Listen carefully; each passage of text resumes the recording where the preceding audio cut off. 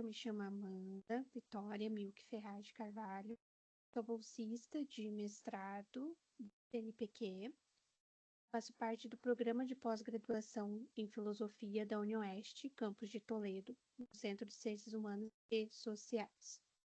Eu vim apresentar um trabalho que tem o título Reversão da Destruição da Terra, tese 9 sobre ecologia na obra O Feminismo para os 99%. Então, o objetivo desse trabalho é analisar a nona tese sobre a luta pela reversão da destruição da Terra, atrelada à luta feminista no livro Feminismo para os 99%, olhando o âmbito filosófico acerca desse problema emergente. Os materiais e métodos, a metodologia do presente trabalho, trata-se da leitura e interpretação dos argumentos apresentados na obra Feminismo para os 99%, um manifesto de Arruza, Bhattacharya e Fraser. Foram feitos fechamentos dos textos, especialmente da nona tese, que é o tema dessa apresentação.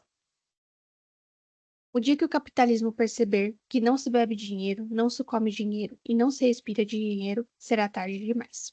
Essa seria a frase que resume toda a toada dessa apresentação e dessa nona tese apresentada pelas filósofas. Essa tese inicialmente mostra que uma das crises atuais causadas pelo capitalismo é ecológica. Isso ocorre devido à apropriação que esse sistema econômico aplica nos recursos naturais, tratando-as como infinitos e gratuitos, promovendo o envenenamento da água e do ar. O capitalismo age de maneira autodestrutiva, com uma das condições que a torna possível, ao inadvertidamente extrair os recursos naturais sem preocupação com a renovação desses recursos.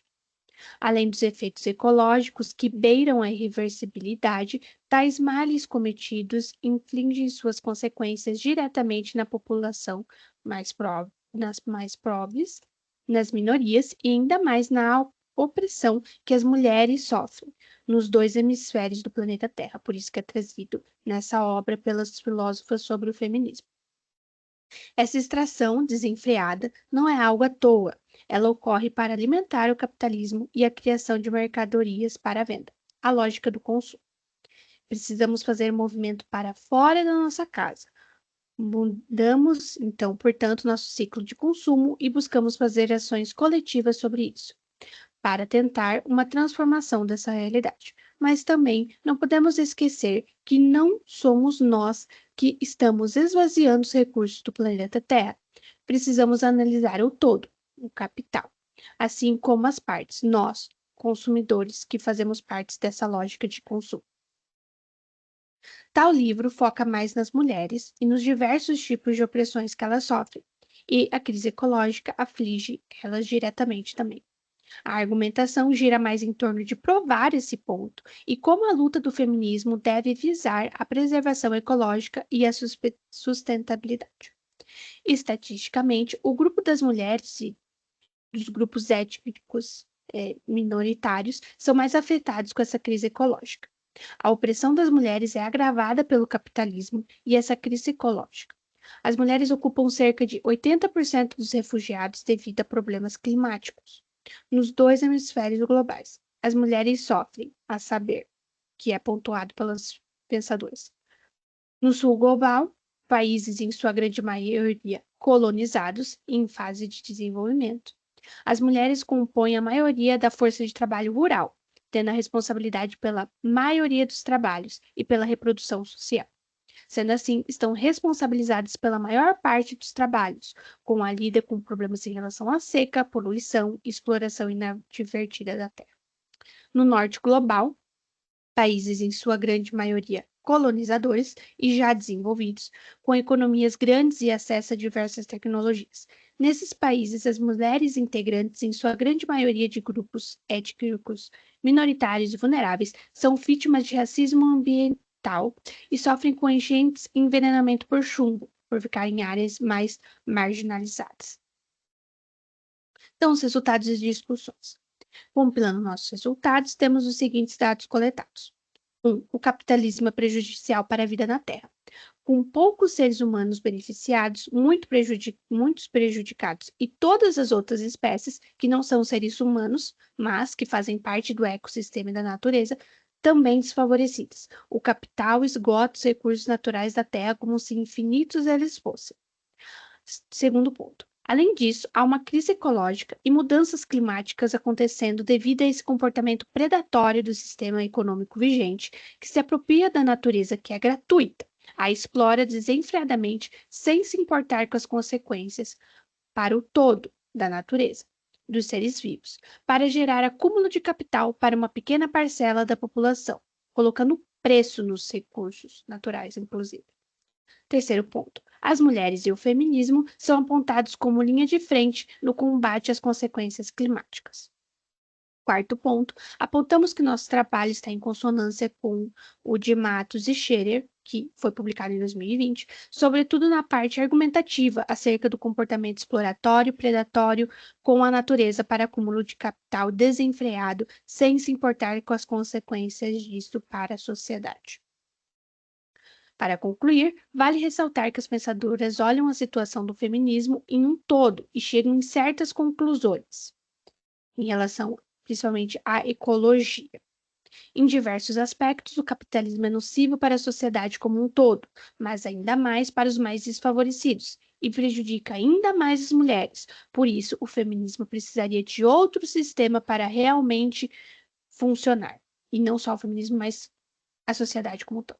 Uma vez que, se nos ajustarmos ao capitalismo, isso não traz frutos a nós, mas sim benefício ao sistema somente, e aos poucos que acumulam capital com isso. Essa conclusão vem de uma parte específica da tese, que eu não tive espaço para colocar, mas que, por exemplo, tem a questão do financiamento verde, que seria esses programas de reciclagem que são feitos visando o bem da sociedade num todo, ou, por exemplo, como aquela questão da taxa de carbono, os créditos de carbono que é feita entre os países, que se tem o propósito de diminuir a poluição, mas o que acaba acontecendo é os países que poluem menos, que são os países subdesenvolvidos, como o Brasil, por exemplo, acabam vendendo parte da sua taxa de carbono para países desenvolvidos. Ou seja, entrando na loja do capitalismo, não diminui a população, porque os grandes países continuam poluindo muito, comprando poluição dos países que poluem pouco. Então, não adianta entrar na lógica, porque sempre vai ser feito de tal modo que beneficie o sistema vigente e o que está acontecendo atualmente, e não vai mudar a realidade e cada vez mais nós beiramos a extinção. Seria nesse sentido que tem essa conclusão aqui. Eu não tive tempo de colocar, mas na apresentação, mas seria isso, elucidando. Também, o sistema jamais mudará por conta própria e se ajustará de um modo que vá se prejudicar e favorecer o todo populacional, porque é a lógica atual.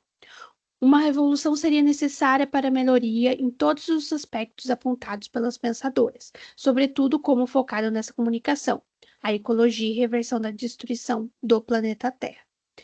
Então, ou se troca o sistema, pelo que as autoras estão falando, se tem uma tendência a troca do sistema como um todo, porque se tem essa desesperança que o capitalismo venha a favorecer a sociedade como um todo, e não só uma parte pequena que prejudica a terra e o todo populacional, ou então, numa posição um pouco mais esperançosa também, seria de propriamente revolucionar o próprio sistema vigente, não trocando o sistema econômico. Mas não é essa a posição das filósofas. As filósofas falam realmente de uma troca de sistema econômico, não só por conta desse aspecto ecológico, que é muito importante, mas também elas analisam outros aspectos, como, por exemplo, a questão do cuidado e da reprodução social e do patriarcado, que acaba prejudicando muito as mulheres e toda a sociedade no geral, que parece que o capitalismo sempre se renova e abraça essas lutas, a modo de que se beneficie sempre a si próprio, mas que não mude em benefício da sociedade como um todo. Historicamente tem essa análise e por isso se fala sobre a troca do sistema Por fim, eu agradeço ao CNPq pelo provimento da minha bolsa de mestrado profissional, que permite dedicação exclusiva e pesquisas como essa.